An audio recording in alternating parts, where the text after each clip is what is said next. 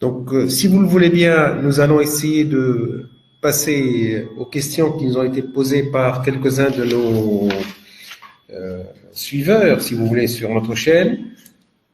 Alors, euh, je vais poser les questions. Je vais peut-être demander à chacun, en ce qui les concerne, de fournir un élément de réponse à ces questions. Mais j'aimerais quand même essayer de faire un petit tour, si vous voulez, qui est pour faire un peu le lien entre ces différentes présentations, à savoir, quand on parle de gestion de la ressource, que veut-on dire par gestion? Et pourquoi régulation? Est-ce que régulation n'est pas gestion? Je crois on a des éléments, je crois, de réponse dans ce qui nous a été présenté. On a parlé aussi d'une gestion locale de cette ressource, donc là, c'est tenir compte des spécificités locales, c'est bien, mais je pense que ça doit aussi être mis dans un contexte de vision globale pour l'ensemble du pays, parce que si le pays, s'il n'y a pas disons une exploitation de cette ressource de façon euh, claire et de façon à ce que ça puisse aller dans le sens du développement que nous voulons avoir, eh bien, on risque d'avoir donc des petits problèmes donc de gestion et d'acheminement de cette ressource. Je voudrais quand même maintenant passer à trois questions qui nous ont été posées donc sur le net. Alors la première question a été posée par Sihat Mzitouni. Il nous dit, et les oasis, qu'en est-il? Il s'agit d'un écosystème vulnérable. Quelle gestion et quelle régulation pour les oasis? Sinon, bien entendu, on risque de perdre cette richesse et cette façon de vivre qui est particulière. La deuxième question a été posée par Sitofi Abidi, qui veut avoir, il a raison, euh, quelle est la différence entre la gestion et la régulation? N'oubliez pas que dans notre webinaire, notre titre était le code des eaux de la gestion à la régulation. Ça veut dire qu'avant, il y avait une régulation qui était apparemment, comme on vient de nous l'exposer, assez limitée pour ne pas dire mal adaptée. Et pourquoi il faut aller vers la régulation et que veut dire régulation? Et Madame nous a bien présenté qu'il va falloir mettre en place une structure de régulation qui soit indépendante et qui doit être nationale. Alors pourquoi j'insiste aussi sur ce point? Parce que nous avons entendu parler quelque part qu'il y a un certain nombre de gens qui sont contre la régulation. Et si ces gens-là sont écoutés au niveau de l'ARP, on risque d'avoir un code des eaux sans régulateur. Et à ce moment-là, on peut se poser la question euh, quels sont les résultats auxquels on peut s'attendre dans ce cas-là. La troisième question qui a été posée par Siakil Sadkawi, il me dit mais nous avons de l'eau, je dirais, souterraine. Qu'en est-il de la géothermie? Est-ce que quelqu'un peut nous expliquer ce que la géothermie, quelle est la place de la géothermie dans la gestion de l'eau? Je voudrais commencer peut-être par donner la parole en respectant un peu l'ordre d'apparition de nos intervenants dans ce webinaire à Siali s'il a des éléments de réponse à ces trois questions. À vous, Siali.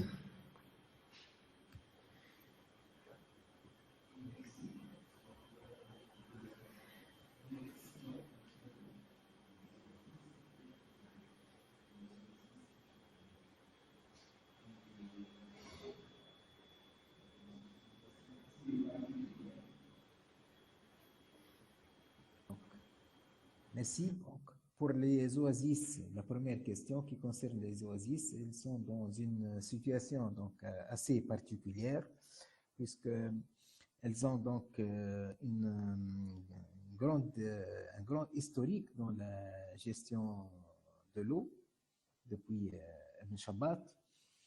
Actuellement, donc, les ressources en eau des oasis, des, ce sont des ressources en eau profondes et qui sont peu renouvelables. Donc, et vu la surexploitation de ces ressources en eau, donc on est en train donc d'épuiser d'épuiser ces ressources en eau de plus en plus. Et justement, donc le code des eaux, par les mécanismes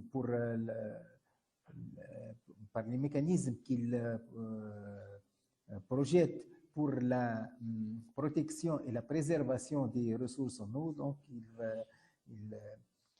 il va donc contribuer donc à cette préservation et à la mise en place de mécanismes beaucoup plus efficaces pour préserver les eaux des oasis. Voilà.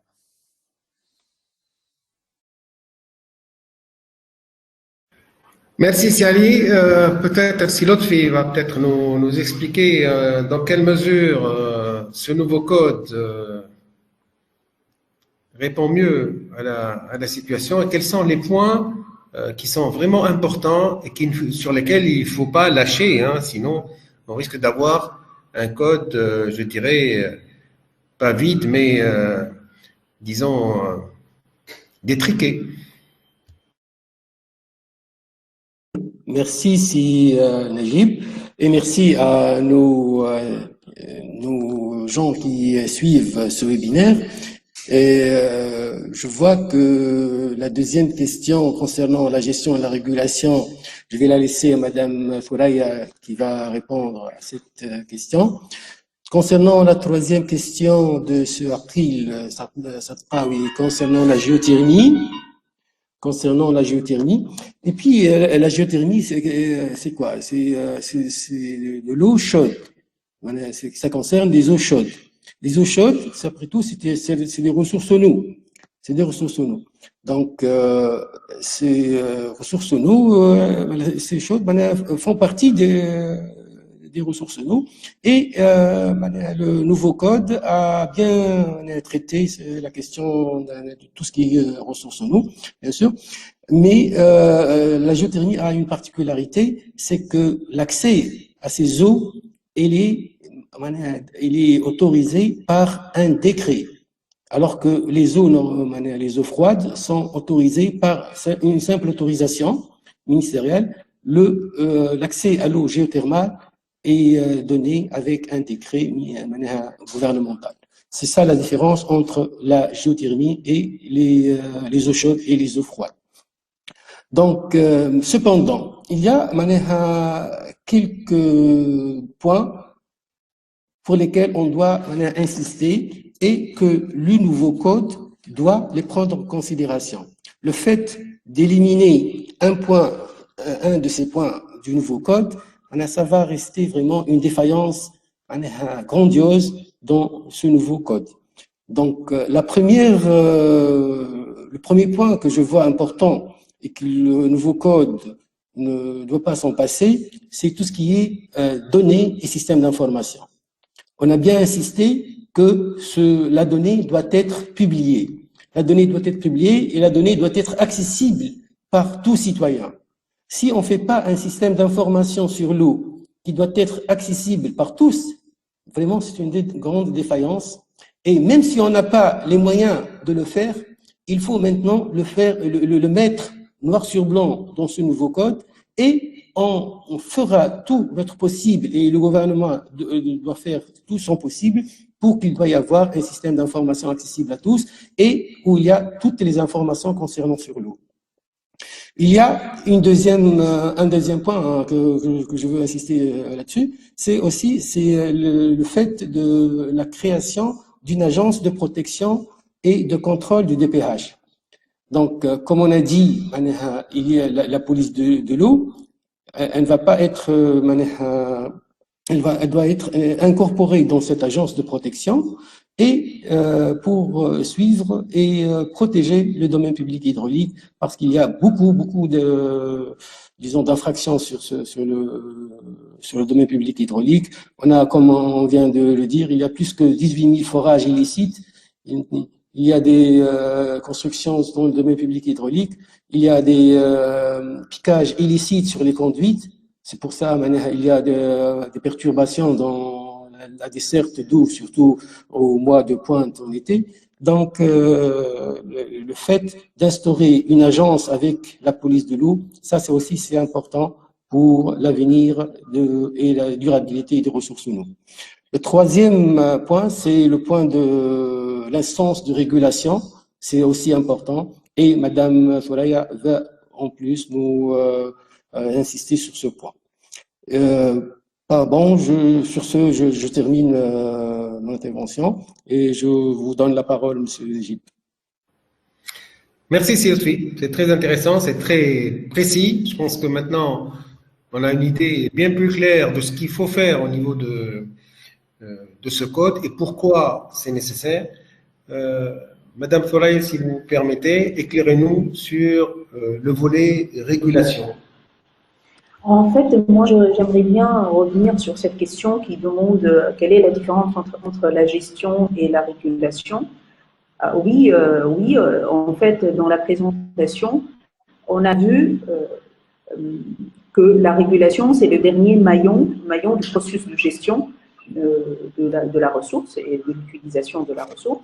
On commence par organiser le secteur, par la suite, on va aussi développer la ressource, mettre les stratégies, la politique, développer la ressource, allouer les ressources qui ont été développées et mobilisées, et par la suite réguler les usages et les services de l'eau.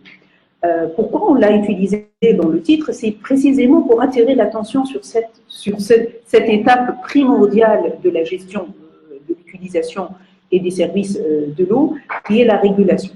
Pour ça, mais c'était pas dans le but de dire que la gestion c'est quelque chose et la régulation c'est une autre chose.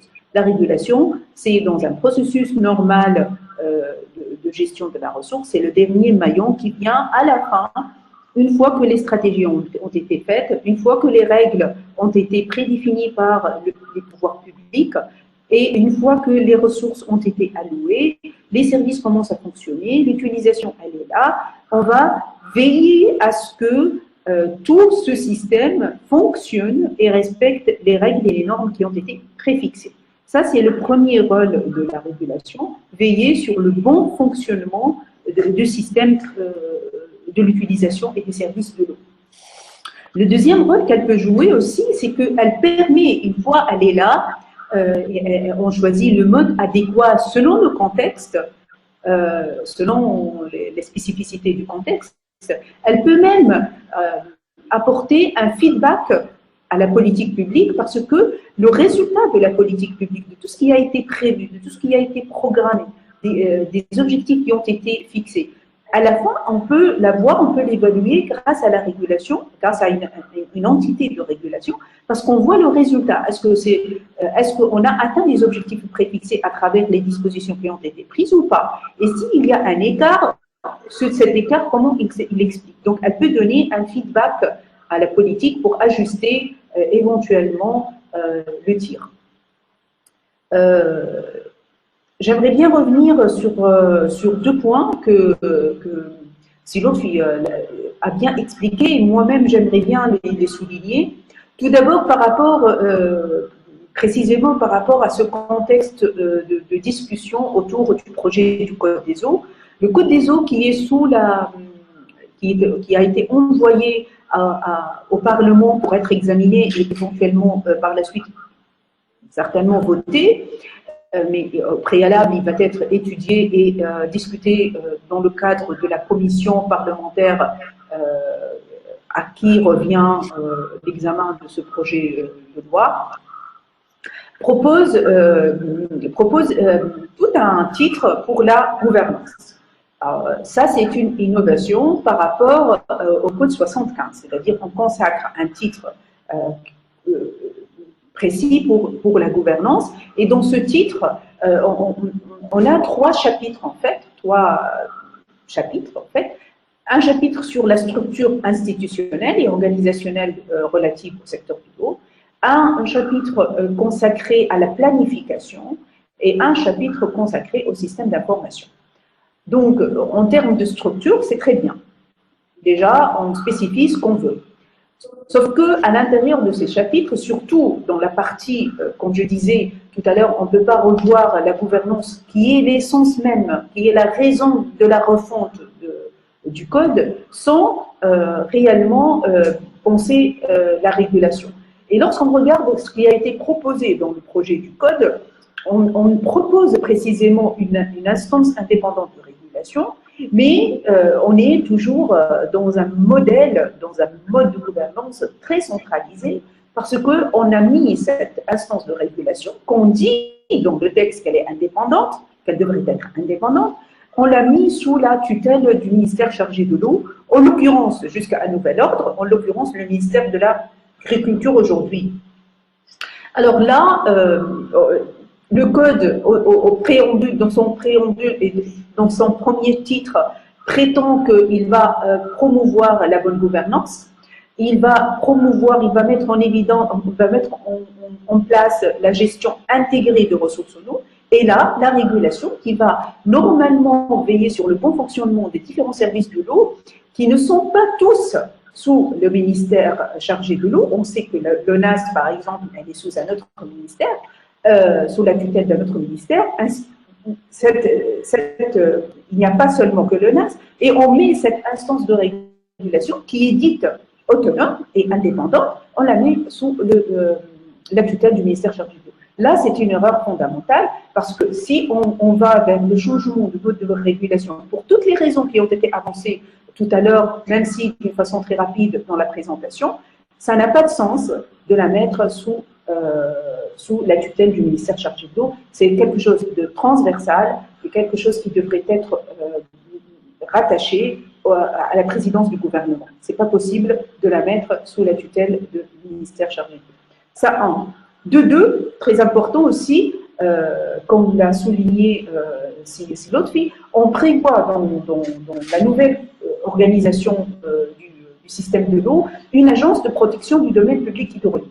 Une agence de protection du domaine public hydraulique, ça c'est très important, parce que c'est une fonction qui n'est pas claire dans la structure actuelle de la gestion, structure organisationnelle de la gestion des ressources en eau utilisées, sauf que, encore une fois, lorsqu'on regarde de près dans ce projet de loi, lorsqu'on regarde de très près les missions qui ont été attribuées à cette agence de protection du domaine public hydraulique, on voit réellement qu'on lui a attribué des missions qui sont aujourd'hui dans d'autres structures, les prérogatives de d'autres structures du ministère de l'Agriculture. Et là aussi est une erreur fondamentale. C'est une très bonne idée d'avoir une agence de protection du domaine public hydraulique, mais réellement pour faire quelque chose de bien spécifique auquel personne ne s'en charge explicitement aujourd'hui, c'est-à-dire n'est pas à la charge d'aucune structure d'une façon explicite aujourd'hui. Donc là, c'est une deuxième recommandation par rapport à ce projet de code qui est sous l'examen.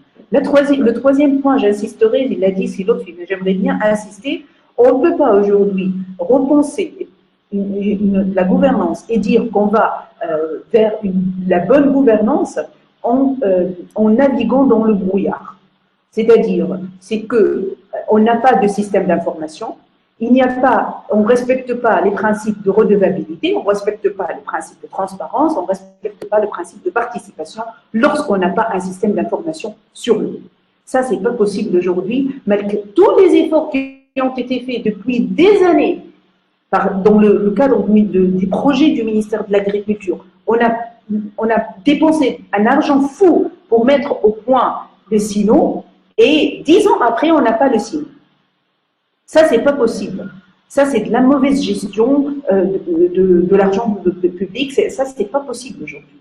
Et en plus, on envoie un code, on prétend qu'on va changer la gouvernance et on laisse une gouvernance centralisée et sans système d'information et aucun engagement du gouvernement pour mettre au point ce système d'information sur l'eau. Comment peut-on faire ça aujourd'hui? Comment peut-on accepter à prétendre de dire qu'il y a un changement, au fait, il n'y a pas de changement tant que la gouvernance n'a pas réellement a été réformée, n'a pas été réformée, sauf dans les annonces, dans le premier titre du code où on annonce qu'on veut la bonne gouvernance, la gestion intégrée, et dans la pratique, ce qui est proposé, cet objectif-là, je ne pense pas qu'il a été atteint.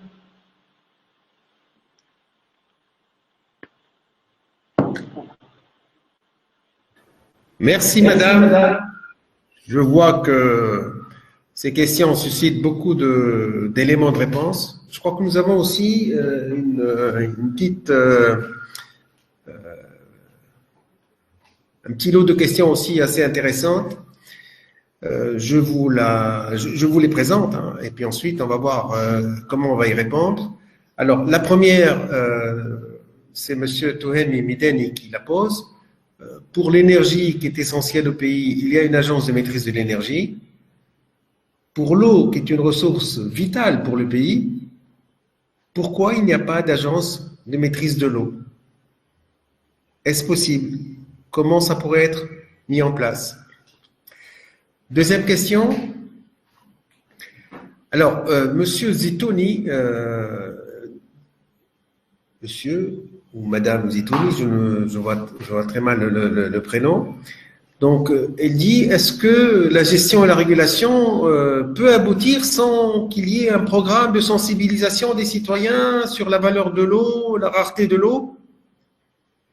Ça veut dire que le volet sensibilisation et maîtrise, je dirais, de l'eau doit aussi être pris en compte, me semble-t-il, au niveau de ce nouveau code. Qu'en est-il? Madame Farid Ahmed nous dit, quant à elle, est-ce que la qualité de l'eau potable délivrée par la SONED est au niveau souhaité? Et qu'en est-il, puisque nous voyons aujourd'hui que je crois que la Tunisie est parmi les pays qui consomment le plus d'eau en bouteille, c'est-à-dire d'eau minérale censée être plus saine et, je dirais, plus adaptée aux besoins. Alors, une remarque qui nous a été faite par Sistahdine Ounisi qui dit: est-ce que lorsqu'on va mettre en place les conseils régionaux et qu'on va avoir une gestion locale, est-ce que tout cela ne va pas réduire le pouvoir, ce qu'il dit, hein, c'est le pouvoir régalien de l'administration centrale, et surtout comment vont se faire dorénavant l'arbitrage dans la gestion de cette ressource qui finalement, bien que nous voulons la voir comme étant une ressource nationale et unitaire, en fait, elle est gérée au niveau, enfin, elle est produite d'abord, hein, ensuite gérée probablement au niveau local. Alors, une autre question qui vient de Sitofir Kabidi, il dit, quelle est l'importance des opérations d'audit des systèmes internes de l'eau des gros consommateurs? Et il nous cite un décret de 2001. Est-ce que ces audits-là ont eu lieu et est-ce que des rapports d'audit ont été produits et développés? Sahbib Tajour, il dit imposer une économie de l'eau d'une part et fournir obligatoirement les besoins minimums des cultures. Voilà, on rentre un peu dans, je dirais, la dualité eau potable, eau agriculture et comment, je dirais, faire un équilibre et répondre à ce besoin entre ces deux gros besoins. Une dernière question qui vient de Madame Houda Boutefa. Le surplus des nappes profondes, j'imagine, est-ce qu'il y a un risque pour le reste le surplus de consommation, j'imagine, un risque pour le reste de ces réserves, c'est-à-dire ce que nous allons laisser probablement au niveau des générations futures. Je voudrais simplement faire juste une petite pré-conclusion. Nous voyons que la régulation est nécessaire et qu'elle est différente de la gestion, puisque c'est l'aboutissement de la gestion d'un côté, et de l'autre côté, sans système d'information nationale de l'eau, sans collecte d'informations et diffusion et accessibilité de l'information sur l'eau, je crois qu'il sera difficile de mettre en place donc un système de gouvernance, pour ne pas dire de bonne gouvernance. Je ne sais pas qui pourrait intervenir en premier. Je pense à Silot, qui est peut-être dans un premier temps. Si l'autre fait, est-ce que vous avez noté ces questions? Est-ce que vous pouvez nous donner quelques éléments de réponse? Je vais essayer de répondre rapidement et laisser l'occasion à mes collègues de contribuer aussi. Donc, concernant Monsieur Touhemi Mideni, concernant une agence de maîtrise de l'énergie, alors qu'il n'y a pas d'une agence de maîtrise de l'eau, il a tout à fait raison, mais c'est l'agence de protection et de gestion du domaine public hydraulique, c'est pratiquement ça, c'est pratiquement l'agence de maîtrise de l'eau ou de protection de l'eau. C'est dans ce sens-là, l'agence, donc, elle proposée dans le nouveau code, en principe, elle répond à ces aspirations. Concernant M. Zitouni, est-ce que la gestion et les régulations, sensibilisation, où est le rôle de la sensibilisation? Si on, c'est tout à fait, il a tout à fait raison. Donc, la sensibilisation, c'est un volet très important. Donc, il est indiqué dans le nouveau code des eaux, mais ça entre pas plutôt dans la loi, ça entre plutôt dans tout ce qui est on a toute une direction au sein du ministère de l'Agriculture qui est chargée de tout ce qui est vulgarisation et de sensibilisation. Là, cette direction doit prendre en charge ce volet-là et doit le consolider et sensibiliser surtout au niveau des écoles primaires. Moi, je vois que la sensibilisation au niveau des écoles primaires, au niveau de l'éducation, sur la rareté de l'eau, sur la valeur de l'eau. Nous, quand on était jeunes, on a appris une leçon très importante. Donc واحد من الصغرى يعرف قيمة الماء. Donc l'importance de l'eau, donc sensibiliser de la rareté de l'eau et de la préservation de l'eau, ça c'est important, surtout au niveau des jeunes. Donc, la qualité de l'eau, je vais laisser M. Ali y répondre. C'est vrai que le citoyen tunisien, il est parmi les premiers à consommer de l'eau en bouteille. On a une moyenne de 126 litres par habitant en Tunisie, alors qu'en Europe, ça ne dépasse pas les 80. Donc, on boit plus de l'eau en bouteille qu'en Europe, en Tunisie.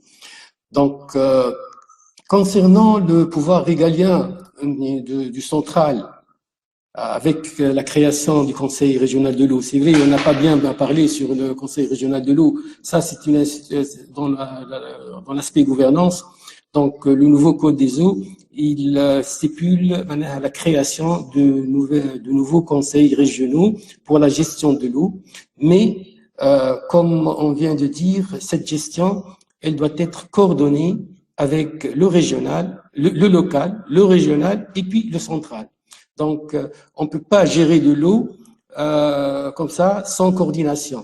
Il doit y avoir une coordination, mais tout ce qui est planification et tout ce qui est étude doit émaner du local et du régional, et puis il doit y avoir une coordination à l'échelle centrale. Donc, concernant les grands consommateurs et l'audit, c'est vrai, il y a la loi existe ici, elle est en vigueur. Donc tout ce qui est de grands consommateurs qui consomment plus que 5000 mètres cubes par an doivent faire appel à un expert pour faire une audit et présenter des rapports dans ce sens. Et la loi existe et la pratique, elle est en pratique, c'est vrai, c'est pratiqué ce genre d'intervention. Merci, c'est l'autre fait. On va peut-être passer la parole parce on est sur la fin donc, de notre webinaire, hein, donc on se donne encore quelques minutes. Donc c'est Ali peut-être pour une réponse. D'accord. D'accord, donc pour les audits. J'ajoute ce qu'a dit Lutfi, que normalement les audits bénéficient d'une subvention de l'État, mais dernièrement, d'après le dernier code des investissements agricoles, cette subvention donc n'a pas été abordée, elle a été tout simplement donc supprimée. Alors, pour les questions de la qualité de l'eau de la SONED, donc, la qualité, donc, elle est à la fois contrôlée par les propres services de la SONED dans ses laboratoires, et elle est aussi contrôlée par le ministère de la Santé, en particulier la DHMPE, la direction de l'hygiène et de la protection du milieu. Donc, il y a un contrôle qui se fait par un autre organisme autre que la SONED. Bon, c'est vrai que pour des raisons budgétaires et financières, on a remarqué ces dernières années qu'il y a la qualité de service de SONED généralement est en train de se dégrader, donc d'être affecté plutôt, d'être affecté. Et parmi les affectations, c'est qu'il y a parfois quelques normes qui sont dépassées et que la SONED donc, essaie de se rattraper pour cela. Bon, la question... Merci Sali. Merci bien.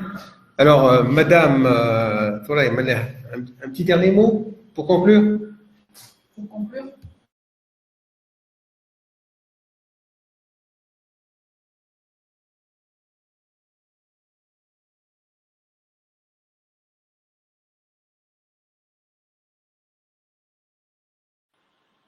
Alors les questions, enfin je vais essayer de donner une réponse, enfin, quelques commentaires sur ce qui a été avancé. Toutes les questions sont pertinentes. Oui, nous, les ressources en eau en Tunisie sont surexploitées.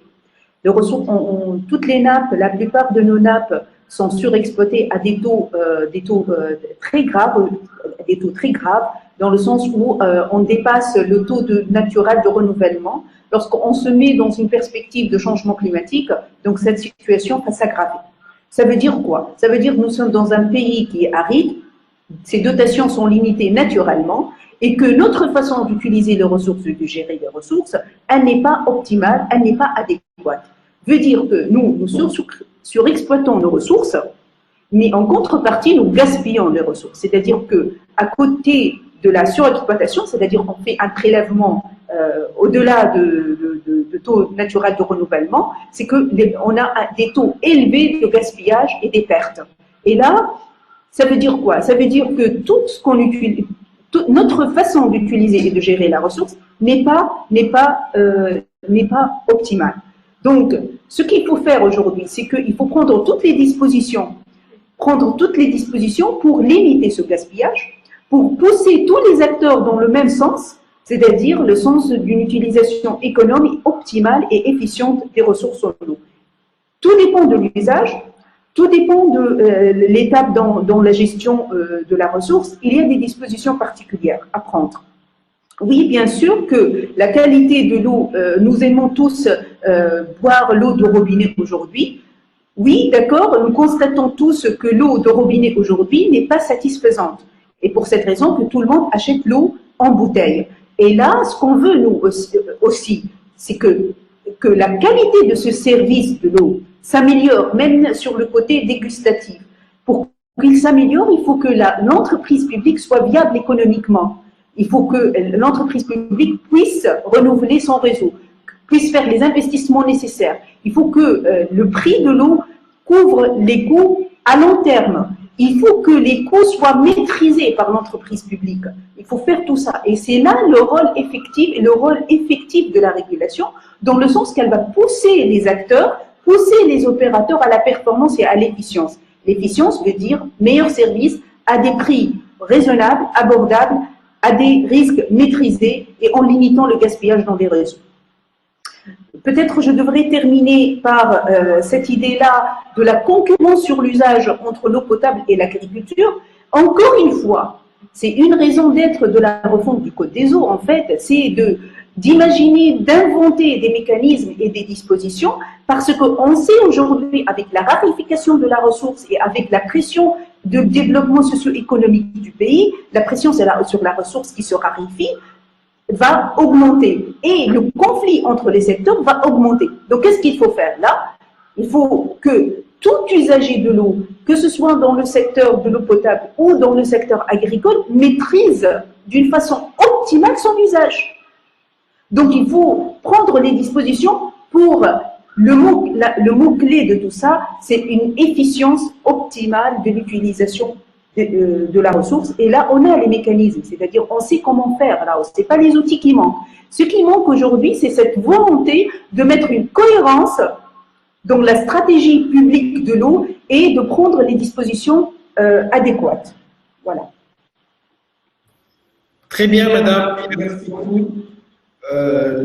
Je vois que notre séminaire a intéressé beaucoup de gens